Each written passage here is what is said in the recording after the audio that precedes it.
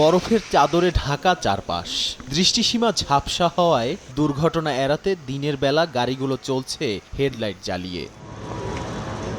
স্থানীয় সময় বুধবার ভয়াবহ তুষারপাতের কবলে পড়ে দক্ষিণ কোরিয়া।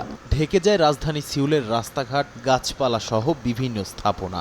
সড়কগুলো পিচ্ছিল হয়ে যাওয়ায় বিপাকে পড়েন বাসিন্দারা। যানবাহন চলাচলেও দেখা দেয় ধীরগতি। রাস্তাঘাট বেশ পিচ্ছিল, তাই আমি অত্যন্ত সতর্কতার সঙ্গে চলছি। বেশ দুশ্চিন্তা হচ্ছে। তুষারপাতের ভেতরে অনেকে গণপরিবহন ব্যবহার করেন। আমি এমন সময় যেতে চাচ্ছি যখন ভিড় হবে না। আমি চেষ্টা করব পুরো সপ্তাহ বাড়ির বাইরে বের না হতে, কারণ সপ্তাহব্যাপী অনেক ঠান্ডা পড়বে। আমি যাতায়াতের জন্য বাস ব্যবহার করি, আর রাস্তাঘাটে বরফের স্তূপ জমে যাওয়ায় খুব দুশ্চিন্তা হচ্ছে।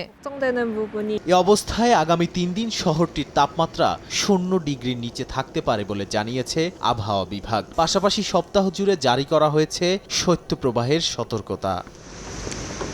নাদিম মারজান, সময় সংবাদ।